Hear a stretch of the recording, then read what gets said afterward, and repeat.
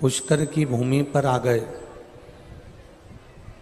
और पुष्कर की भूमि को भी अगर हमने स्पर्श कर लिया, पुष्कर की भूमि को यदि हमने नमन कर लिया, पुष्कर की भूमि को हमने प्रणाम कर लिया, तो समझें कि हम वैकुंठ का निवास कर रहे हैं। हम वैकुंठ का वास कर रहे हैं, वैकुंठ का निवास कर रहे हैं।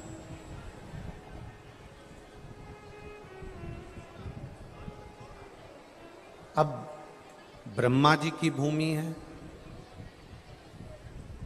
भगवान नारायण की ये पवित्र भूमि है, ठीक है।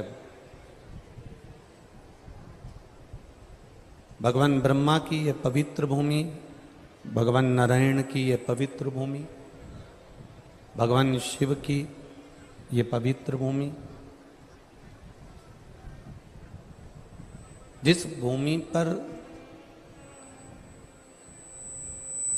स्वयं ब्रह्मा जी यज्ञ करे हैं,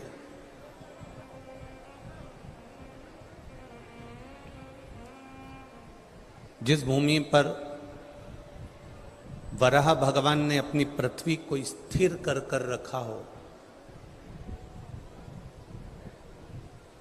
जिस भूमि पर वामन भगवान का चरण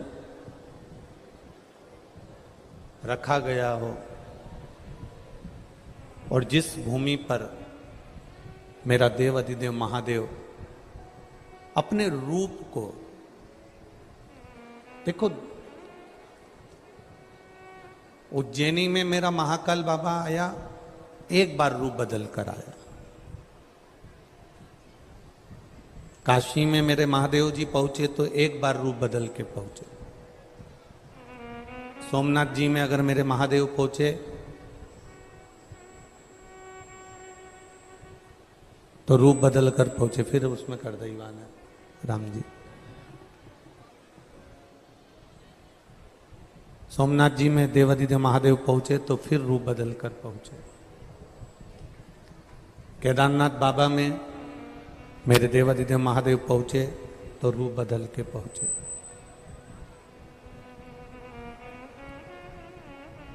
जितने ज्योतिर्लिंग की कथा, जितने ज्योतिर्लिंग का दर्शन आपने किया है, उन ज्योतिर्लिंग में मेरे देवादिदेव महादेव, मेरे महाकाल बाबा, मेरे कैलाश अधिपति, मेरे शिव जितनी बार पहुंचे हैं, एक रूप बदल कर पहुंचे हैं।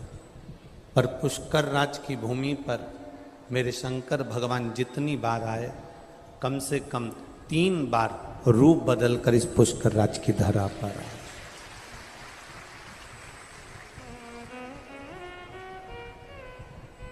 इस पुष्कर राज की भूमि पर, इस पुष्कर राज की धरा पर मेरे देवादिदेव महादेव एक रूप में नहीं, 3 रूप बदल कर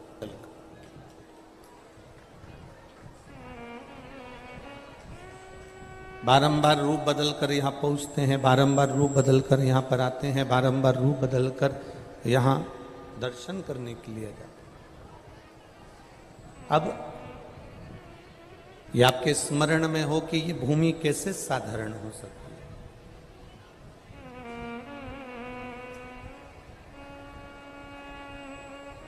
भूलवश भी शिव महापुराण की कथा कहती है, भगवान शंकर का चरित्र कह रहा है, भगवान शंकर की कथा कह रही है, शिव तत्व कह रहा है, शंकर भगवान का पावन चरित्र कह रहा है, शिव महापुराण की कथा कह रही है।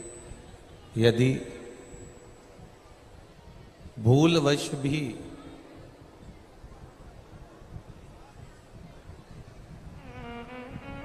मान लो, भूल से भी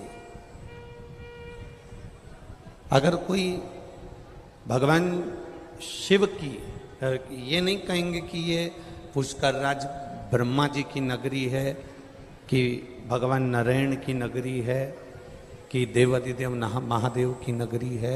आप तो इतना स्मरण रखें कि ये पुष्कर राज ब्रह्मा जी का भी है, विष्णु जी का भी है, और ये पुष्कर राज मेरे देवादिदेव महादेव का भी, मेरे शंकर भगवान का, मेरे ओघड़दानी का, मेरे शिव जी का भी।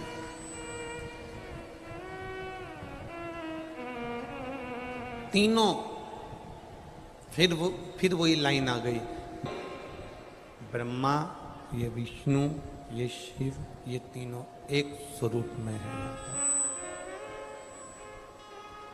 आप इनको अलग अलग स्वरूप में दर्शन नहीं कर सकते, आप इनको अलग अलग स्वरूप में नहीं देख सकते, आप इनको अलग अलग स्वरूप में स्मरण नहीं कर सकते।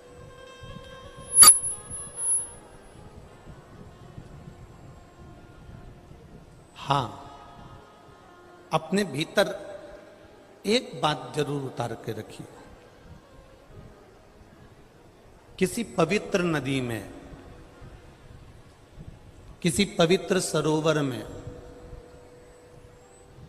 किसी पवित्र तीर्थ में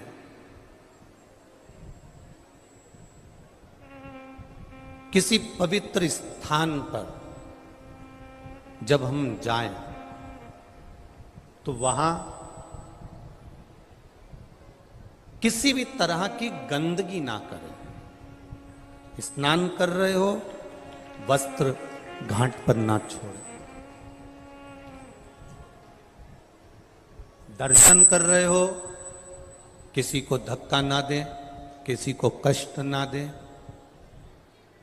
अगर हम भगवान का दर्शन करने के लिए गए हैं, महाकाल बाबा का दर्शन करने के लिए गए हैं, बैद्यनाथ जी का दर्शन करने के लिए गए हैं, मल्लिकार्जुन भगवान का दर्शन करने के लिए गए हैं, हम श्याम जी का, खाटू श्याम जी का दर्शन करने गए, सालासर जी दर्शन करने गए, जीण माता का दर्शन करने के लिए गए, ब्रह्मा जी का दर्शन करने के लिए यदि हम गए और हम वहां पहुंचकर यदि किसी को धक्का दे रहे हैं, किसी को कष्ट दे रहे हैं और फिर हम दर्शन कर रहे हैं, तो फिर उसकी कोई मूलता नहीं है।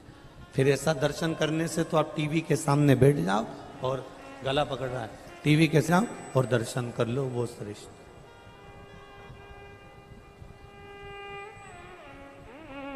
कष्ट देकर दर्शन मूल नहीं है। हम किसी तीर्थ में जा रहे हैं, कितना सुंदर कहा है, जरा ध्यान दीजिएगा। गंगा में, सरयू में, सरस्वती में, नर्मदा में, मंदाकिनी में, यमुना में, गोदावरी में, कृष्णा में, ताप्ती में, सरोवर में, कुंड में, बावड़ी में, जब हम किसी पवित्र नदी में